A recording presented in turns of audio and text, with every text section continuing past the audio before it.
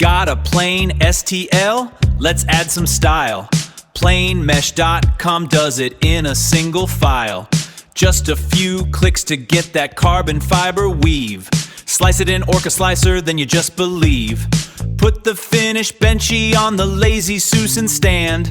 DJI Neo gets the perfect shot right from my hand.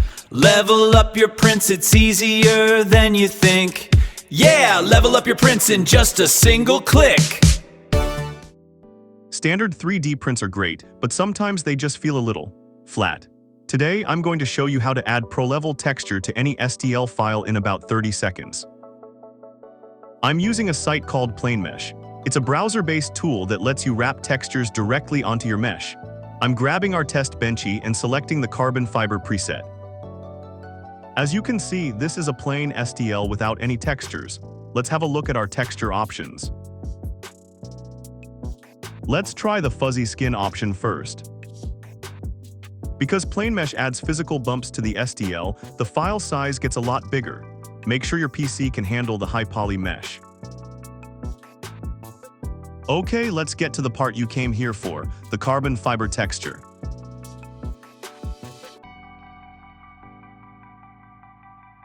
Under the Zones tab, you have the option to mask areas you do not want the texture applied. For this example, we will give the entire object the carbon fiber texture. It is important to note that you have to register to access 3 daily downloads. Subscription plans are also available, but I did not sign up for them as yet. Let's export to Orca Slicer.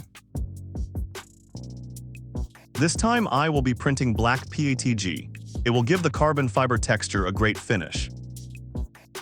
Advisable to use the optimal preset in Orca Slicer to really show the fine details of the texture. You'll notice the file size is a bit bigger because this isn't just a skin, it's actual 3D detail. I'm running this at a 0.16 mm layer height to make sure those weave lines stay sharp. Okay, here is our slice. Let's send off to print. If you haven't already, subscribe for more cool and easy 3D printing hacks and tutorials.